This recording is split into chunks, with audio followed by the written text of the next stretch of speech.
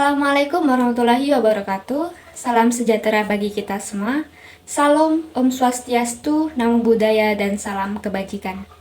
Perkenalkan, saya Desi Krisnawati dengan NIM 2302211000243 asal dari Prodi Akuntansi Fakultas Ekonomi dan Bisnis Universitas Trunojoyo, Madura. Pada kesempatan kali ini, izinkan saya untuk mempresentasikan materi yang berkaitan dengan anti monopoli dan persaingan usaha tidak sehat.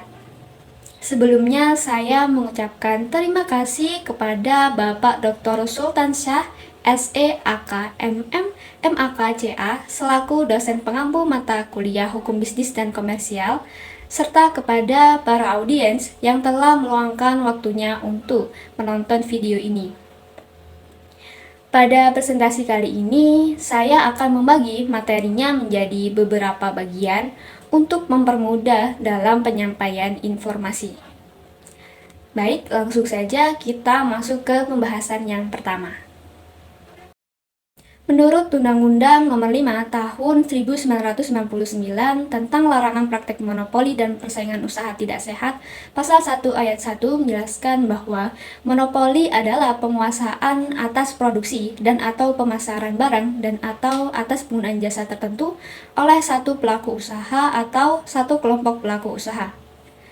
Pada sebuah praktek monopoli, entitas tunggal ini memiliki kemampuan untuk mengontrol harga, kuantitas produksi, dan tingkat keuntungan tanpa adanya persaingan dari pesaing lain.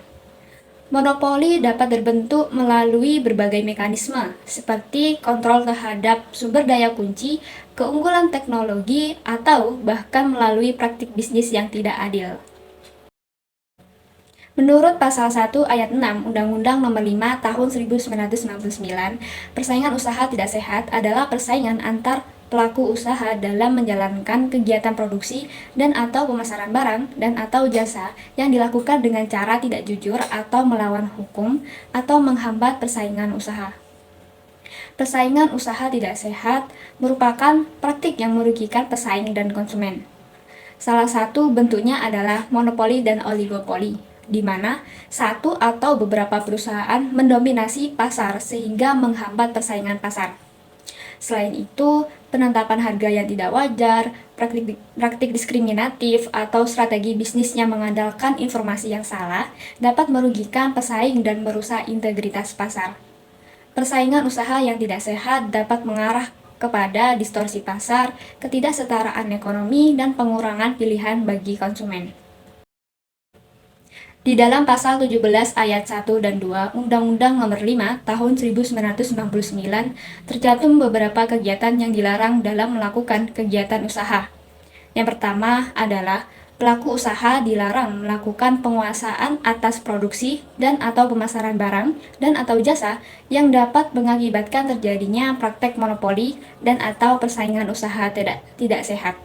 Yang kedua, pelaku usaha patut diduga atau dianggap melakukan penguasaan produksi dan atau pemasaran barang dan atau jasa sebagaimana dimaksud dalam ayat 1 apabila a.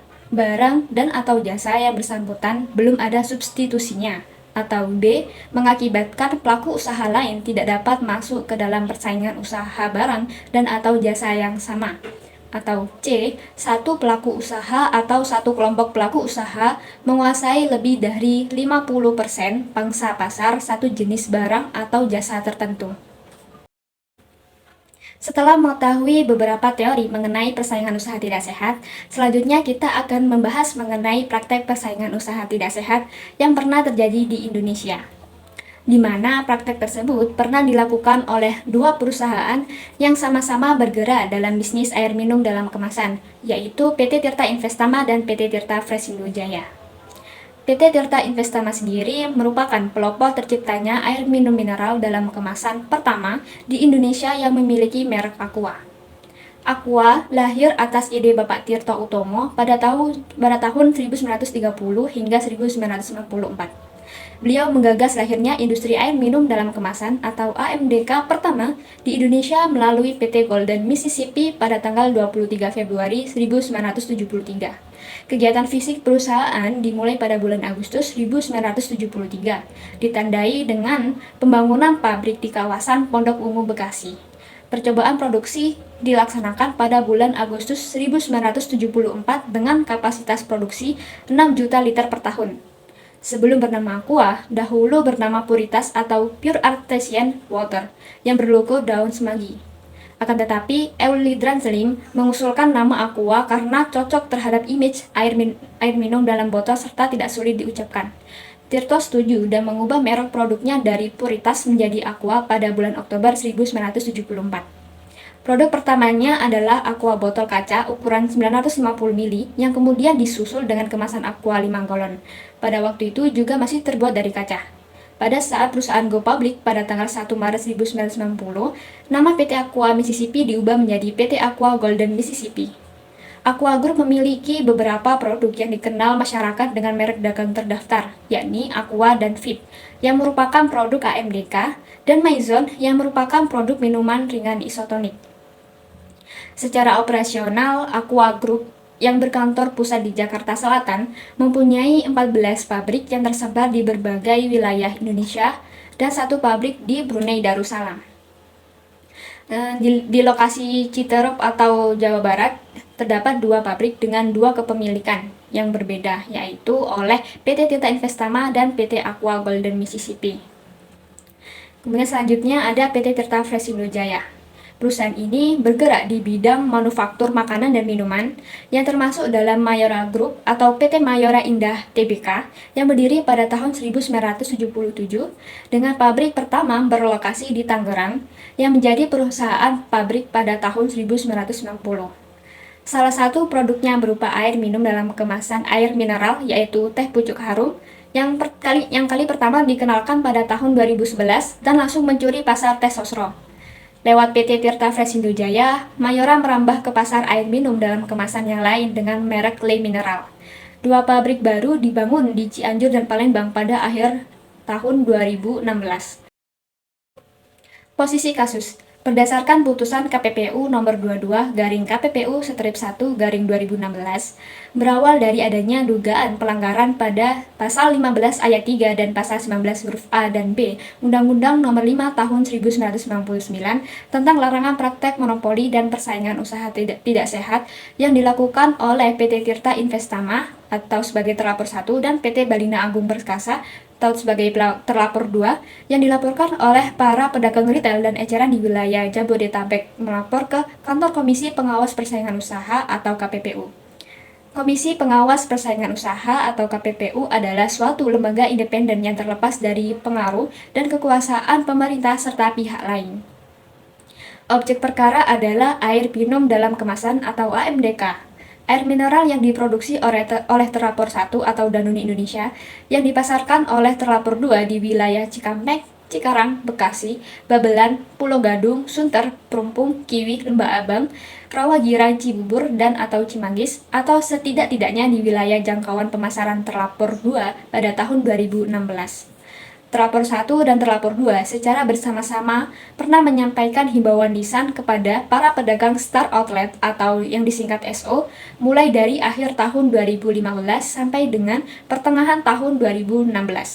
Terlapor 1 melalui Key Account Eksekutif dan terlapor 2 melalui bagian penjualan. Adanya bukti dokumen mengenai form sosialisasi pelanggaran SO yang memerintahkan bahwa penjual yang menjadi SO dari produk terlapor 1 bersedia untuk tidak menjual produk air minum dalam kemasan atau yang disingkat AMDK dengan merek Le Mineral dan bersedia menerima konsekuensi sanksi dari terlapor 1 berupa penurunan harga ke wholesaler apabila menjual produk kompetitor sejenis dengan merek Le Mineral. Form sosialisasi SO tersebut wajib ditandatangani oleh pedagang SO lengkap dengan nama pemilik dan nama telepon. Dan penyebaran form sosialisasi dilakukan secara bersama-sama maupun secara sendiri-sendiri oleh pegawai terlapor 1 dan atau terlapor 2. Lalu ditemukannya bukti komunikasi email terdapat komunikasi antara pegawai perusahaan terlapor 1 dengan terlapor 2 mengenai tindakan degradasi toko SO dengan pertimbangan toko SO masih menjual produk kompetitor. Dengan adanya bukti berupa email penurunan status SO pada pedagang, tindakan terlapor 1 dan terlapor 2 dengan membuat program-program tersebut di atas adalah perilaku anti persaingan yang bertujuan untuk mengikat para pedagang toko SO agar mereka itu loyal dan tidak menjual produk kompetitor atau le mineral. Tindakan terlapor 1 dengan terlapor 2 dimaknai sebagai perbuatan bersama atau concurrent action yang dapat dikualifikasikan sebagai perjanjian tidak tertulis. Kemudian mengenai harga barang dan potongan harga menurut Peraturan Komisi Nomor 5 Tahun 2011 mengenai pedoman pasal 15 diuraikan bahwa harga adalah biaya yang harus dibayar dalam suatu transaksi barang dan atau jasa sesuai kesepakatan antara pihak di pasar bersangkutan. Berdasarkan peraturan tersebut, disebutkan bahwa potongan harga merupakan insentif yang diberikan oleh seorang produsen kepada distributor ataupun distributor kepada pengecernya, di mana harga lebih murah dari harga yang dibayarkan. Fakta dari pedagang SO adanya larangan kepada para pedagang untuk tidak menjual produk kompetitor atau le mineral dengan sanksi degradasi status dari SO menjadi wholesaler atau eceran, berimbas pada harga pembelian dan pengambilan barang. Perbedaan harga SO dengan harga wholesaler memiliki selisih sebesar 3%. Setelah melakukan proses pemeriksaan yang panjang hingga ke pengadilan, KPPU menetapkan beberapa putusan perkara atas kasus tersebut, di mana berdasarkan putusan perkara nomor 22/KPPU-1/2016 berisi 1. Menyatakan bahwa terlapor 1 dan terlapor 2 terbukti secara sah dan meyakinkan melanggar pasal 15 ayat 3 huruf B dan pasal 19 huruf A dan B Undang-Undang Nomor 5 Tahun 1999. Di mana pada pasal 15 ayat 3 huruf B berbunyi pelaku usaha dilarang membuat perjanjian mengenai harga atau potongan harga tertentu atas barang dan atau jasa yang memuat persyaratan bahwa pelaku usaha yang menerima barang dan atau jasa dari pelaku usaha pemasok B. Tidak akan membeli barang dan atau jasa yang sama atau sejenis dari pelaku usaha lain yang menjadi pesaing dari pelaku usaha pemasok. Sedangkan pada pasal 19 huruf A dan B berbunyi pelaku usaha dilarang melakukan satu atau beberapa kegiatan baik yang dilakukan sendiri maupun bersama pelaku usaha lain yang dapat mengakibatkan terjadinya praktik monopoli dan atau persaingan usaha tidak sehat berupa poin A, menolak dan atau menghalangi pelaku usaha tertentu untuk melakukan kegiatan usaha yang sama dan pada pasar bersangkutan, atau poin B, menghalangi konsumen atau pelanggan pelaku usaha pesaingnya untuk tidak melakukan hubungan usaha dengan pelaku usaha pesaingnya itu. Kemudian putusan perkara yang kedua adalah menghukum terlapor 1 denda sebesar Rp13.845.450.000 dan disetor ke kas negara sebagai setoran pendapatan denda pelanggaran di bidang persaingan usaha. Satuan Kerja Komisi Pengawas Persaingan Usaha melalui Bank Pemerintah dengan kode penerimaan 423755 atau pendapatan denda pelanggaran di bidang persaingan usaha.